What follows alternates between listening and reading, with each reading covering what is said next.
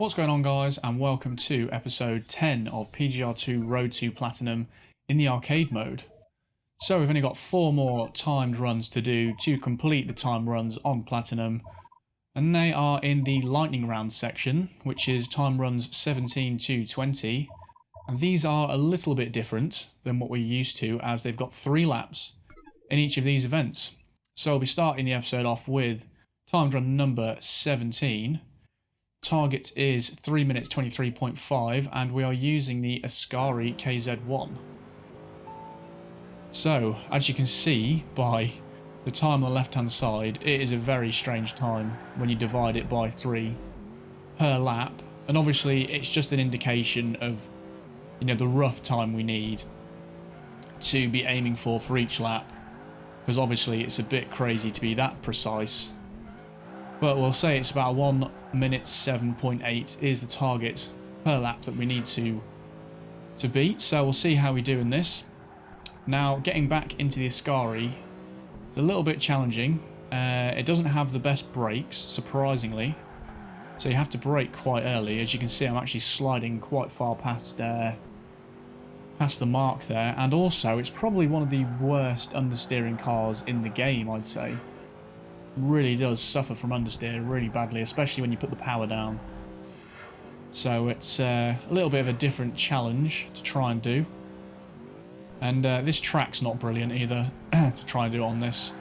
Getting a bit wobbly there under the braking. But as you can see, on the first lap, we're pretty much exactly what we need. The 1.7.8, which is exactly what I said. It's like literally thousandths under what we need. So that's bang on okay for the first lap. It's just whether we can do that again for the next 2 laps. And we have driven this track before, and I'm pretty sure it was another timed run, and we were using the Stingray. So it's not the most exciting track. It's a symmetrical one as well, but it is quite difficult in this car, I have to say. Took me quite a few laps to get used to this. I think on my first attempt I failed by a second, but I was driving pretty poorly. So the first lap was just about acceptable, and we're doing okay in this one. Braking a bit earlier there, sticking closer to that apex. Better corner round there, but still sliding, so not brilliant. And over this bumpy section, we're going straight this time, which is a lot better. And I take that corner a hell of a lot better than that first time. So if we come across the line here, we actually get a 1 minute 7. So that's very good for us. That's banking about 8/10 for the next lap, because we were under on the first lap just, and then we're 8/10 under on the second lap. So we have got a little bit of wiggle room for the final lap to see if we can do this okay. Again, sticking close to these apexes as best we can, not braking too late. As soon as you brake too late and turn, this car just goes into a slide. As you can see there on the way out, it was sliding quite badly. So the earlier you brake and the smoother you can get the corners in this, the quicker you will go around the track. Again, that was fairly decent, that one. Just fighting the power sliding on the way out. And that was a better corner that time. We'll see if we can keep the car stable over these bumps this time. Again, not touching the steering at all. And then, of course, on the final lap, we'll do a dreadful corner, hit the wall, lose our clean race, and just about do it there. I think it was under what we needed, despite that last corner. But surprisingly, we passed by a second. So, if you do the maths there, that means we were a couple of tenths under what we needed on the second lap. Because the first lap was bang on, the second lap was 8/10 under what we needed. So that one must have been around 2/10 quicker than what we needed. So we had lots of room there for error anyway. But we get 6,800 kudos for that race, so that's pretty decent. Pretty decent. So we've only got 3 more to do in the episode. Moving on to timed run number 18. A very small track this time. We've done this in the arcade mode already, in a little street race using the Ford Mustang. But we're in the Ferrari Challenge Stradale for this one. And I very nearly did it on my first attempt, this one. I literally failed by under a tenth. Not sure exactly how much it was. But we can see another crazy target for per lap there.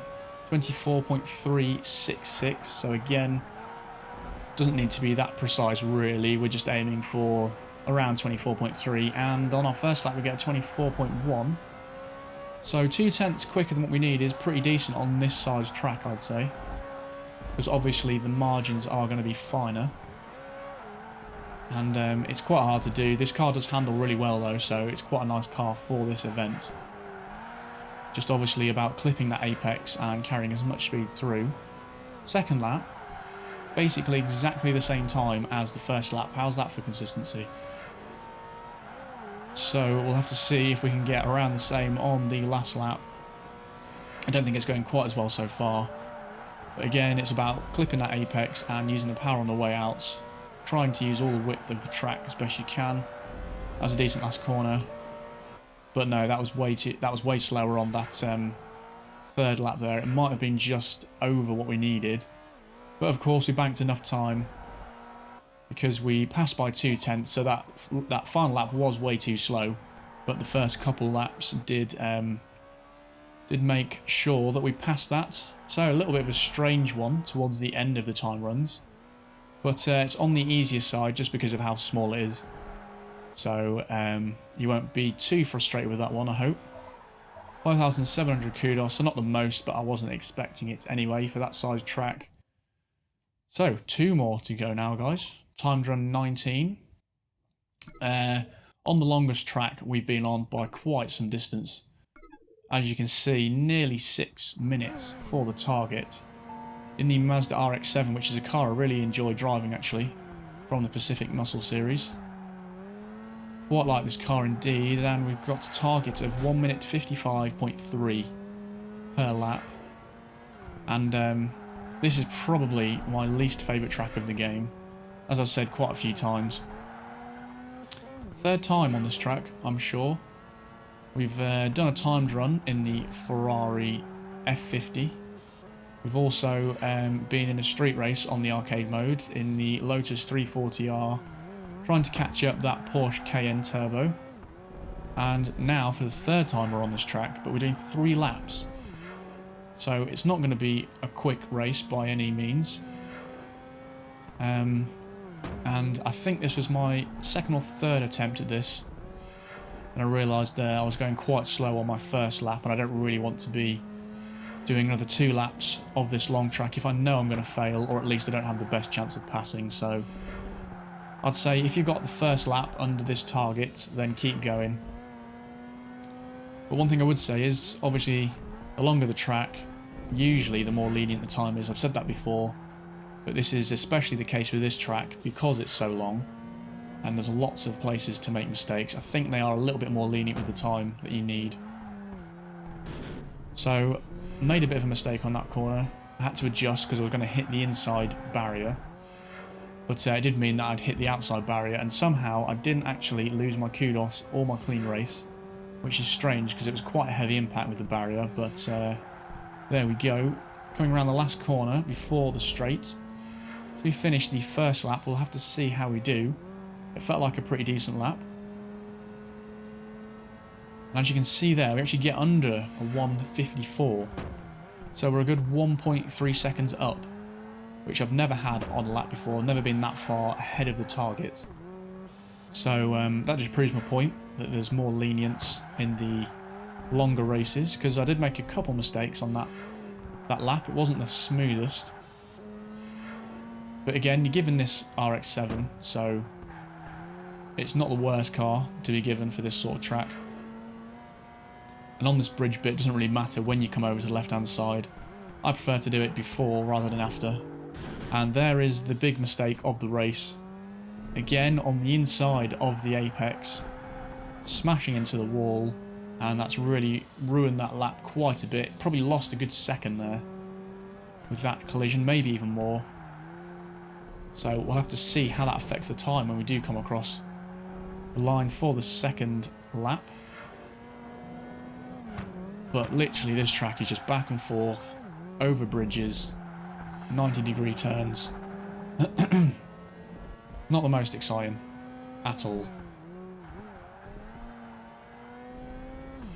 working around these left-handers here, and again, second lap's not going so well, hitting the barrier for the second time. Can we make it a hat-trick round here? We'll have to see, because this is the corner I really don't like either. Playing it safe around there, making sure to actually get around there without any incidents. Sticking close to the apex there. Full acceleration round here. And I had to adjust slightly there, otherwise I was going to hit the inside barrier, which has happened a few times so far in this race. But well, nobody's expecting this lap to be the best. And as we can see, coming across the line there, 56.2, so that's a good 9/10 slower. So we pretty much just lost all the time that we made from that first lap. And the third lap's not off to a best start either. Hitting the barrier again. So I don't think we'll be getting anywhere near the heights of that first lap that we did. Starting to get a bit weary now because it's such a long race. Just about getting away with not hitting the barrier there. So we'll have to see how we can do on this lap. See if we can not hit the barriers again. Having to go a bit wider. That's the trouble when you're trying to drive too quickly and take the line too perfect. Some of the time you will take the line wrong and hit the inside of the barrier, which is unique to PGR obviously, because it's one of the only car games where it's like this. I think there's a few races in some of the Forza series, the earlier ones like Forza 1, with the enclosed sort of tracks, but it's hard to get your mindset in that sort of way, because obviously you can clip the apex, but on some corners the apex is pretty much the barrier, like there for example. So that's another few tenths knocked off the time there by hitting that barrier. So definitely not going to be as quick as the first lap. Making our way around here. This is really taking a long time to get around this event. So if you don't manage to do this one, it is very frustrating to restart it, especially if you've managed to get the whole way round.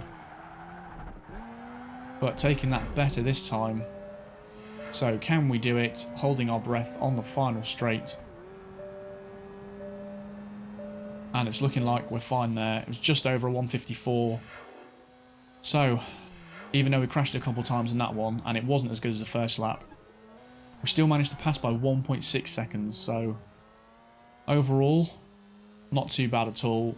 You can see I probably crashed 4 or 5 times in that, and we still passed by 1.5 seconds. So, definitely not the hardest one. There is room for error. And, yeah. One of the more boring ones, I have to say. But it's weird going from that Ferrari, this very small event, from a 1 minute time all the way up to nearly a 6 minute time. But luckily that just leaves one more time run to do to finish the time runs. Time run number 20 in the Porsche GT2, 3 laps around Florence. And the auto start's a bit unfair there. It is pointing you right towards the barrier, as I found out on my very first attempt. If you don't adjust the car, it will drive straight into the barrier, so that's a little bit annoying. But one thing to note, this car on these sort of tight tracks is very tail happy. Doesn't handle badly, handles quite well actually, but you have to really be careful because it does slide a hell of a lot, as you'll see in this. There's an example there, nearly spun into the barrier, had to adjust the back end there. But we need a 1 minute 9.6 per lap. So it's a bit shorter than that track we've just done. So it's going quite well so far. Again, trying to keep the car in a straight line. As it's pretty decent in its class. I think it's pretty average. Not the best, but it's not the worst.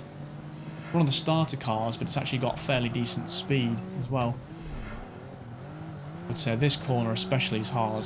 You've actually got to sort of get it into a slide, but then control it on the way around. And this corner's hard to do quickly. As you can see, I was about to understeer into the barrier there, but we do manage to do about 1 minute 9.3, so that's a good 3/10 bank there, under what we need, so hopefully that should take the pressure off for this lap. It is pretty difficult around here to get used to this car, I have to say. You've really got to be easy with that throttle It actually reminds me a little bit of the AC 427 in that respect, and also, what's the other car that's crazy on power sliding? It'll come back to me in a minute. But, yeah, it's a bit of a beast, this one. I didn't think it did power slide this much when I drove it in the World Series, but obviously it does. Bit mental. Oh, the Stingray's the other one I was thinking of. I don't think it's quite as bad as either of those, but it is in the same sort of region of crazy power sliding. Again, around here, really trying to control that slide and get as close to the apex here. And obviously that was too slow there, but I think on the last lap I do get that about right. So again, we do about 1 minute and 9.3. Only slightly slower than the first lap, but still 0.3 quicker than what we need. So that's 0.6 banked. So we've got room on this lap for a little bit of a mistake. Nothing too drastic though. Going a bit wide around there. Sticking close to the apex there, using that alcove if you need it. And this corner's always hard to take right. You